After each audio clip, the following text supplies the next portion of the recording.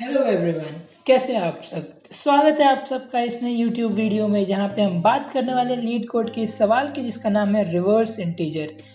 ये जो सवाल है रिवर्स इंटीजर मैंने बहुत ही ज़्यादा जगह देखे, hacker rank, gigs for gigs, leet code, ये सवाल हर जगह अवेलेबल है और ये एक ऐसा सवाल है जो लोगों को बहुत ही ज़्यादा दिक्कत होती है सॉल्व करने में।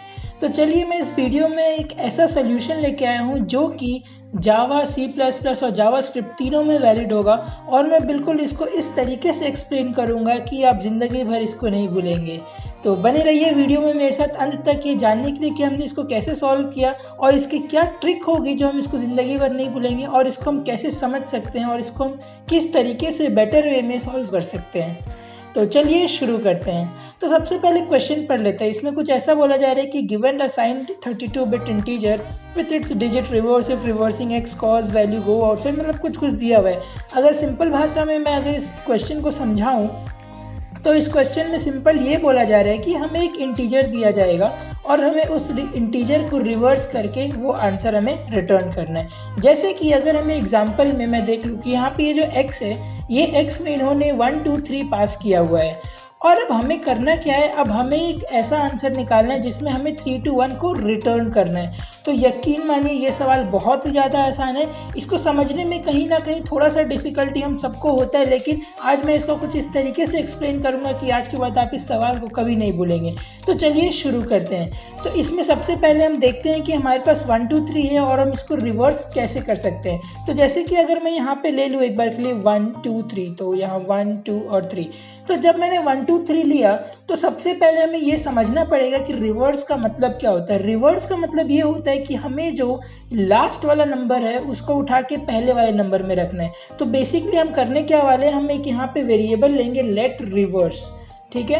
और हम करने क्या वाले, रिवर्स हमारा वो वेरिएबल होगा जो हमारा रिवर्स की तरह काम करेगा। जैसे ये 1 2 3 है तो इसका रिवर्स क्या होगा 3 2 1। तो हम रिवर्स में क्या करेंगे, 3 2 1 को लेकर आएंगे और फिर उसको क्या करने वाले, रिटर्न करने वाले। तो चलिए इसको शुरू करते हैं। तो इसको शुरू करने के लिए सबसे पहले रिवर्स में नंबर लाने के लिए क्या करना पड़ेगा, हमें इसके लास्ट नंबर को ग्रैब करना पड़ेगा। तो सबसे पहले हमारा काम क्या होगा कि इसके लास्ट नंबर को ग्रैब करें, फिर सेकंड लास्ट नंबर को ग्रैब करें और फिर थर्ड लास्ट नंबर को ग्रैब करें। और ये एक एक नंबर को ग्रैब करके हमें क्या करना पड़ेगा, रिवर्स में पुश करते रहना पड़ेगा। तो मतलब हमने जब सबसे पहले 3 को ग्रैब किया होगा तो यहाँ पे सबसे पहले 3 आएगा, फिर 2 को ग्रैब करेंगे, फिर यहाँ पे 2 आएगा और फिर 1 को ग्रैब करेंगे, फिर यहाँ पे 1 आएगा। तो चलिए इसको हम समझते हैं कि इसको कैसे करें।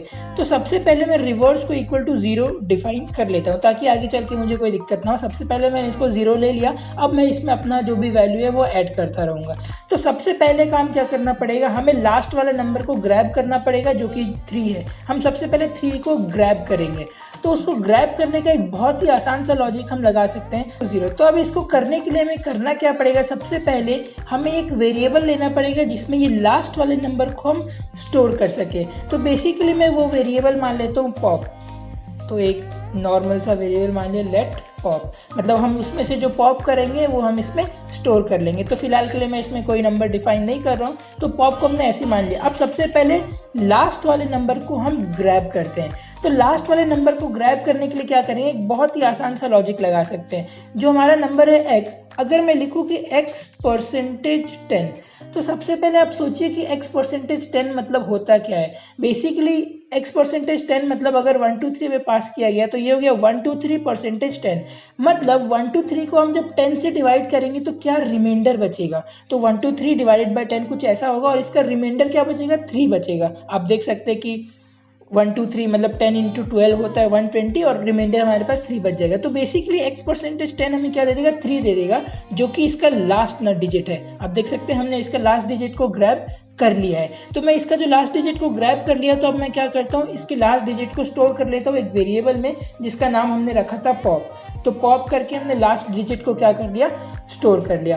अब हम क्या करने वाले हैं, अब x को कम भी तो करना पड़ेगा क्योंकि हमने ये वाला जब डिजिट को स्टोर कर लिया तो अब हमारा पॉइंटर इनिशियली यहाँ पे था। अब हमें पॉइंटर को एक पीछे लेके जाना पड़ेगा, पॉइंटर को अब हमें 2 पे लेके आना पड़ेगा ताकि हम 2 को भी ग्रैब करके स्टोर कर पाए। तो पॉइंटर को एक पीछे ले जाने के लिए हम क्या कर सकते हैं, सबसे पहला काम पॉइंटर को अगर पीछे ले जाना है तो हम क्या करेंगे कि x is equal to x divided by 10 लिखेंगे। मैं इसको लिख देता हूँ x is equal to x divided by 10। तो मैं ये काम जैसे ही करूँगा तो बेसिकली x में हमारा था 123, तो जैसे मैं करूँगा x डिवाइडेड बाई 10 तो x में आंसर क्या आ जाएगा 12.3 आ जाएगा, राइट।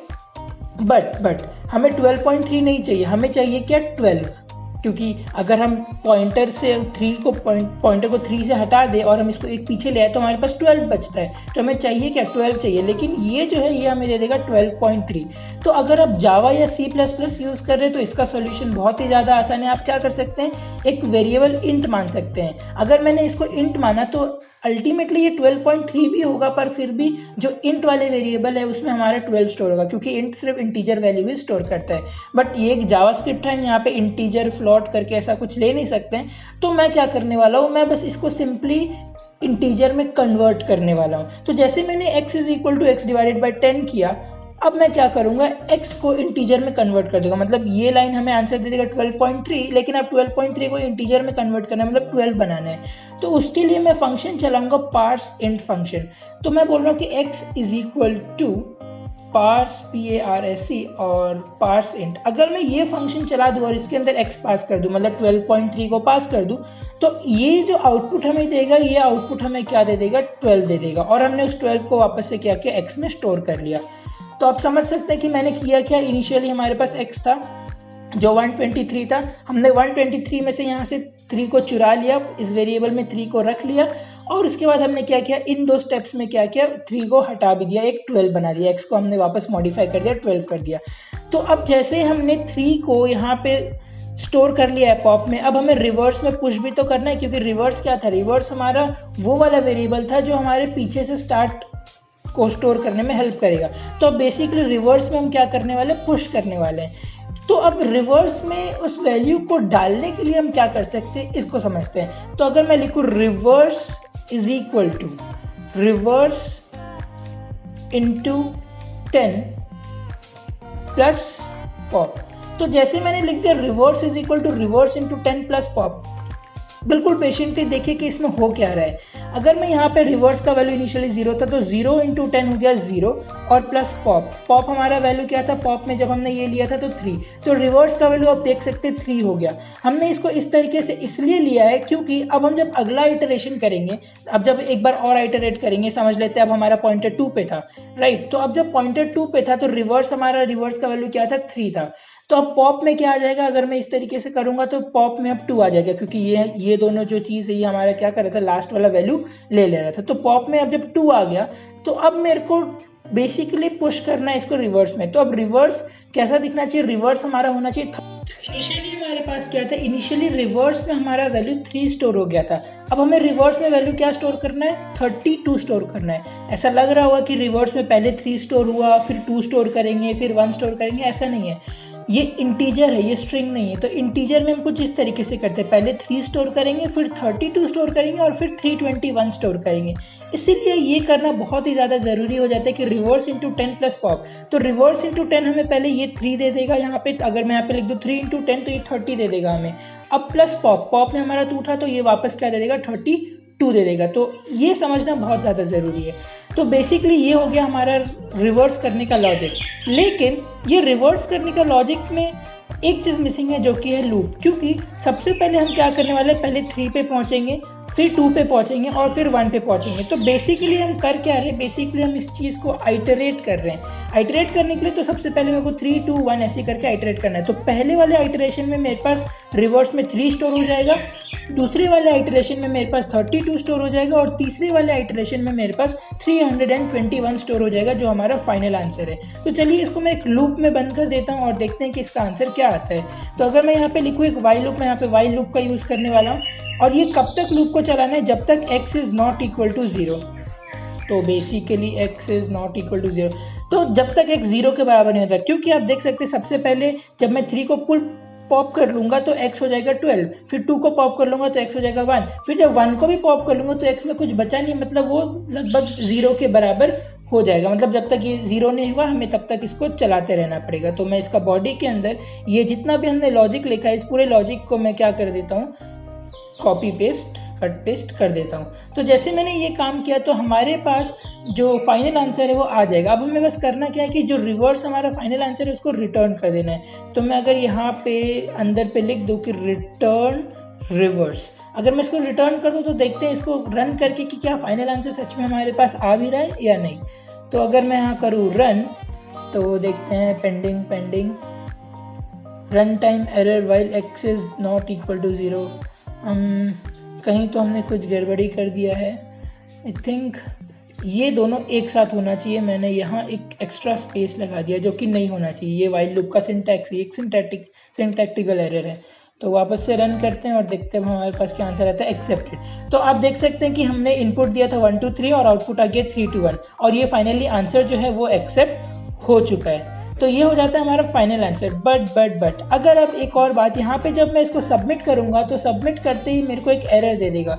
वो एरर क्या देगा, चलिए उस एरर को देखते हैं और फिर उस एरर को रिजॉल्व करने की कोशिश करते हैं। तो मैं यहाँ पे दबाता हूँ सबमिट का बटन और देखते हैं कि क्या एरर आता है हमारे पास।